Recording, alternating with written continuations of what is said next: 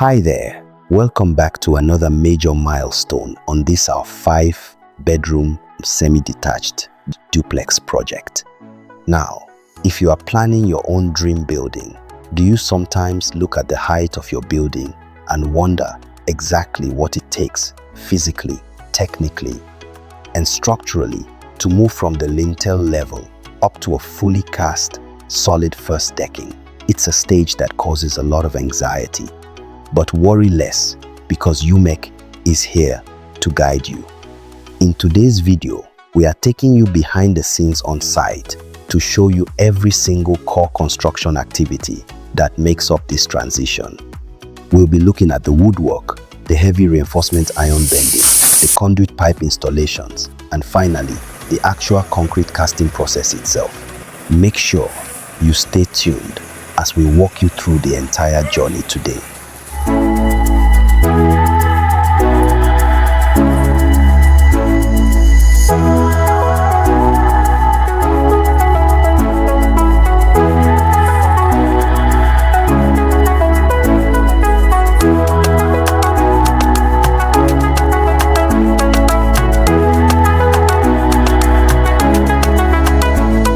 Just as we always emphasize, a premium building is only as strong as the temporary structures holding it up during construction. Once our block work above the lintel level reached the required structural headroom height, our next activity was the formwork, or what we all call the woodwork stage. As you can see on your screen, this involves a massive arrangement of wooden boards and iron supports. The primary goal here is to create a perfectly level, watertight mold that will carry the massive weight of all this wet cement and gravel without sinking or bending. While the woodworkers are building the slab platform, we also ensure that our columns, the structural pillars, are properly extended upwards with their wooden casings.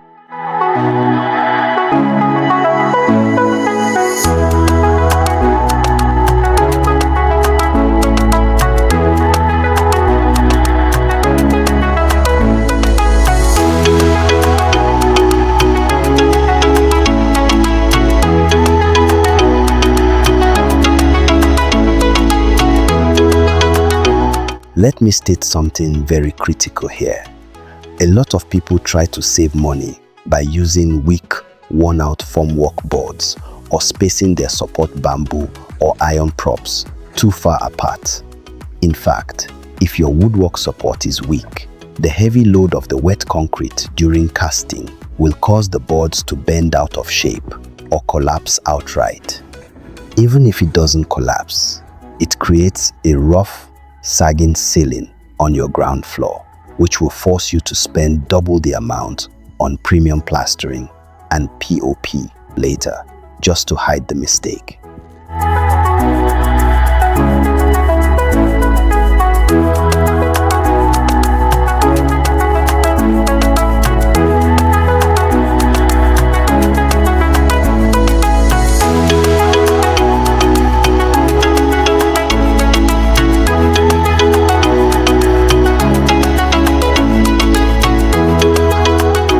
Now, after the formwork platform is certified 100% stable and level, the next activity is the steel reinforcement fabrication, what we call the iron bending stage.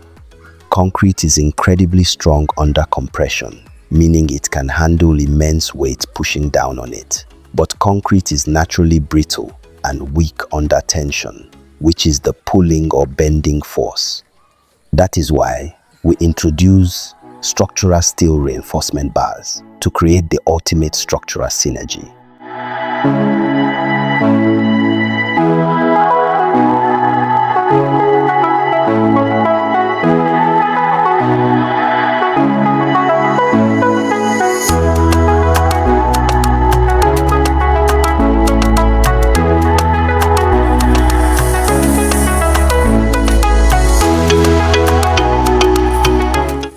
For this particular duplex, our team is carefully fabricating the main beams that span across the load-bearing walls, using heavy gauge iron rods bound together with binding wire.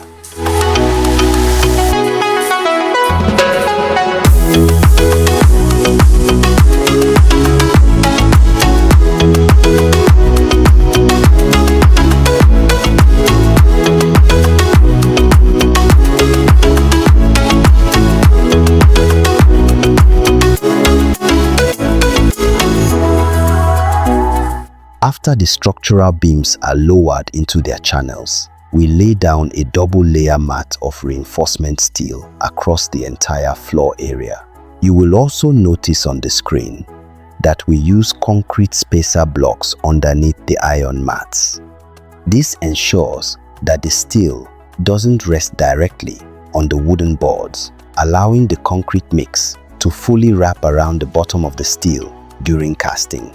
Invariably, what works for a bungalow doesn't apply here.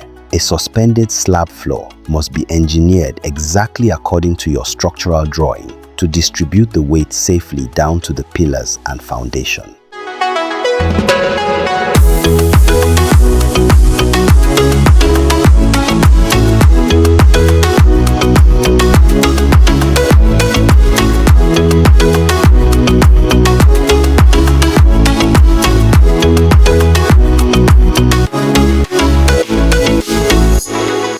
Before any single drop of cement touches this floor, there is another very vital, silent phase that must take place, and that is the electrical conduit and plumbing pipe installation. Our technical team has to go into the reinforcement grid to lay out all the piping for the ground floor ceiling lights, switches, fans, and upper floor distribution boards, as well as the plumbing drainage lines for the upstairs bathrooms.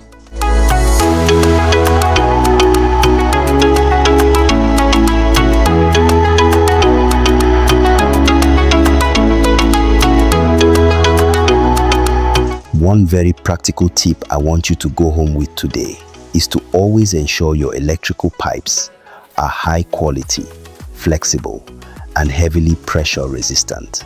Why? Because during casting, your site laborers are going to be walking over these pipes, wheeling heavy head pans, and dropping heavy tools. If you use cheap, fragile pipes, they will crack under pressure. Once a pipe cracks, wet concrete will leak inside it and completely block your electrical paths. You will only discover this weeks later when your electrician tries to pull wires through, and by then, the only fix is to start cracking into your freshly cast concrete ceiling, which compromises your structure and wastes time.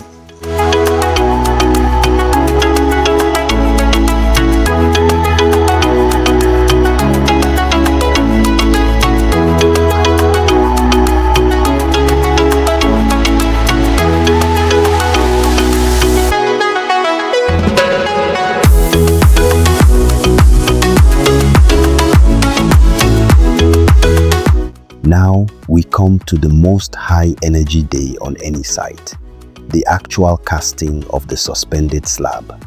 As you can see, the site is very busy with everyone doing their part. The concrete mix is carefully mixed on the ground using standard ratios of cement, sharp sand, and clean granite chippings, along with water. Our labor team moves the wet concrete up to the deck using a continuous human chain with headbands, dumping the mix across the reinforcement mat, while our masonry team manually spreads and levels it to a uniform thickness.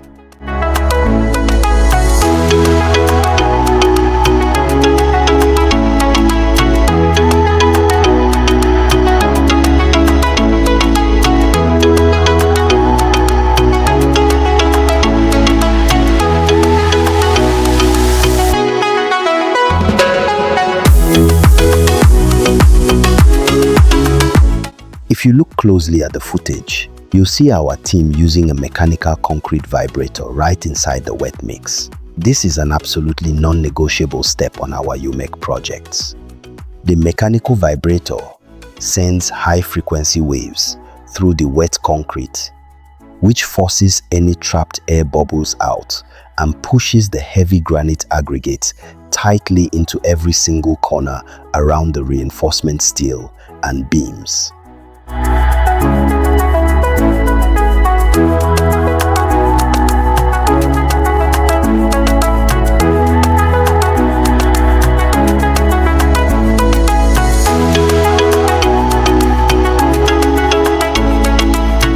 If you Don't vibrate your concrete properly, especially around dense steel areas or around the staircase casting like you see here.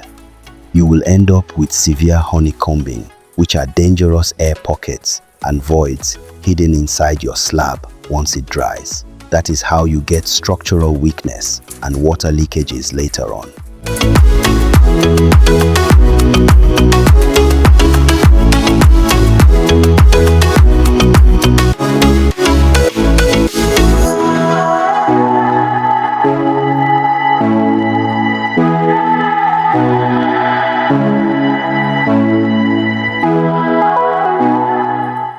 Once the entire surface is completely filled and beautifully fluted to a smooth finish, the physical casting phase is complete.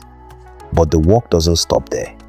Over the next couple of weeks, this entire deck will undergo a strict curing process, which means we will flood it with water daily to keep it hydrated, allowing the cement to achieve its maximum engineering strength.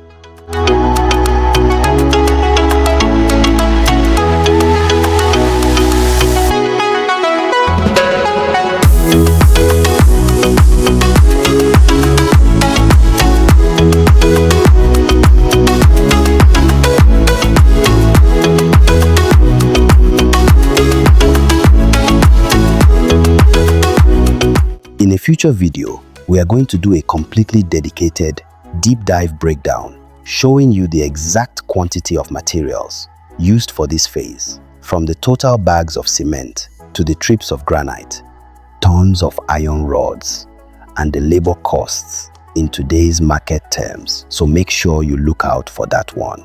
Do well to stay tuned to see the next phases of this 5-bedroom semi-detached duplex as we move into the first floor block work and structural framing. Thank you so much for being with us this far.